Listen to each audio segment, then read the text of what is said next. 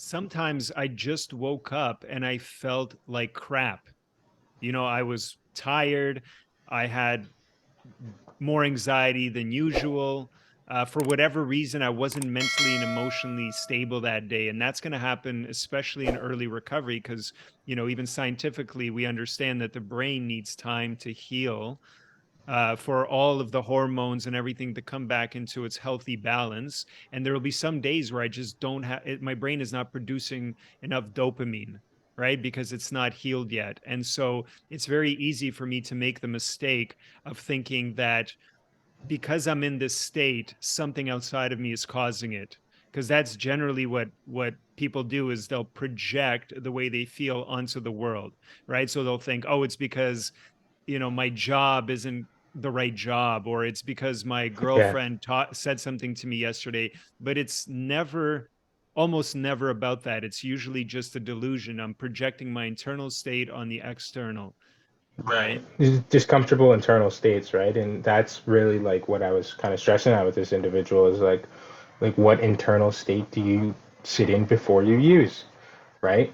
And if you're able to identify that, then you've now identified like your emotional triggers in which your emotion, like, because that's so important, like that, what's your internal state that makes you kind of think about it, want to, want to numb, right? For a lot of people, it's numbing, right? It's numbing that neurotic emotion and stuff like that. Um, I wanted to mention one thing about almost very, very close to relapse. I was about 7 or 8 months sober at this time, and I was at the college. And at this point, I had previously in my life, I had tried college 2 times, and both times I failed like terribly. And the reason I say that is because it attaches to this story. So I'm at the college, and I've kind of just been emotionally not well, like just not at my peak performance of emotion, regulating my emotions. And I get this like assignment, right? And it's like worth a weighty chunk of our grade. And I hand it back into the teacher, and me and this teacher had kind of had it out for each other, right? Like, I didn't feel like I was in resentment. Like, I didn't feel like she liked me, and I felt like she didn't. We just we didn't see eye to eye, right? Me and this teacher, and I hand in this assignment, and she virtually wallops me with a 55 or something like that on this very weighty final grade assignment, and I try and talk to her. I'm like, I don't deserve this grade. The self righteousness, the the selfishness started to come out. A lot of my character defects were flourishing, and she was like, no, like you did deserve that grade. And we kind of had a back and forth exchange in which, I was getting very good at like handling these situations of like disagreements and whatnot, but this time I just kind of lost it. I pretty much said like, you don't know what you're doing. I got a good grade. You don't know what you're doing. You're incompetent. Right? And the situation ended with like, she's like, this is your grade kind of thing. And so I couldn't accept that. And my self pity started to go back to that old JAMA. Like once I realized that I have like this really bad grade, like my brain went so quickly into that emotional state in which I used to be in when I was using, which is you're not good enough, you're not smart enough, you're not made for college. Nobody in your family has ever done college. Why would you even try? You're stupid. You come from low social economic status. This is not your field. So when I got this grade, like all this negative self talk just started flourishing like crazy in my head. I sat down and I went up to her and I said, you know what? This is where the self pity comes in, which is one of my major defects of character. I said, you know what? You're right.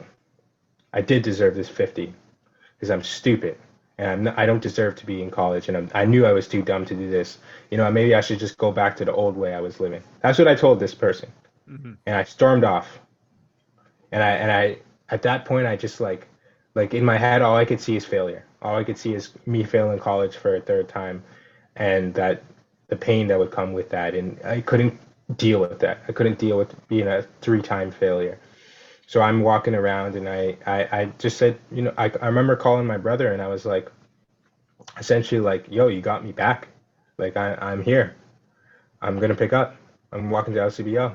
Like, let's do this kind of thing. Like, and I had made my decision where like I got so emotionally disturbed where I made that decision to pick up. And I was literally walking. I stormed out, I grabbed my book bag, and I started walking toward. I didn't know, like, the town I was in, I didn't really know where LCBO was. So I was just like aimlessly walking, you know what I mean? I didn't Well, have a car at the time. hold on before you continue, just so the listeners and viewers know, this is the technical term for what you were going through is called a case of the fuckets. Yes, a very strong, strong case of the fuck it's, right? Like I already told my teacher to kind of fuck off, and I had the fuck it world started to come back. The fuck it circuitry in my brain was like full fledged. And as I'm walking, I have no idea where the LCBO is. I'm just walking out, and I make a few phone calls to people in recovery, and I'm like, nobody's picking up. Like I honestly, you know, those days where you just call people and like no one picks up. And I called the guy, one of the first people I met at my first meetings, and he was like 20 years sober. He was an older gentleman, and he was actually on a ladder. He was a painter. He was painting. He was on a ladder, and he took the call, and he said, "What's going on, Gemma?" And I told him kind of what's going on, and he told me to do the third step prayer, and and to review that third step kind of thing. That was his sort of suggestion. And I remember I was at like this like park bench, and there's like cars driving by and shit, and I just get on my knees and I just do this third step prayer, you know, and I offer myself to thee to build with me. And it just went away. It just went away. Like I just like, you know, I'm not doing that. That's a cognitive distortion. You're not an idiot. You'll bounce back. You don't have to say fuck it just because things aren't going your way. The fuck it circuitry is not one that's sustainable, you know, and you belong in school. You're worth it, you know, and that's kind of the validation I sort of needed. And grabbed my bag. I went back to school and I told some of my classmates because they're all like, "What happened to you?" I told them, you know, I had a little mental breakdown. I'm good now. And that was like good example of like an emotional trigger. Like that had nothing to do with like a situation or like I was at, you know, a wedding or something and someone offered me a drink. That was just like me just being emotionally filled with self-pity. Like if I could pinpoint the key character defect, like my self-pity, which is I said is very huge in my life. Like I know it's one of my major character defects, was just so strong and I just couldn't handle it, so I wanted to numb it. So emotionality, very, very important.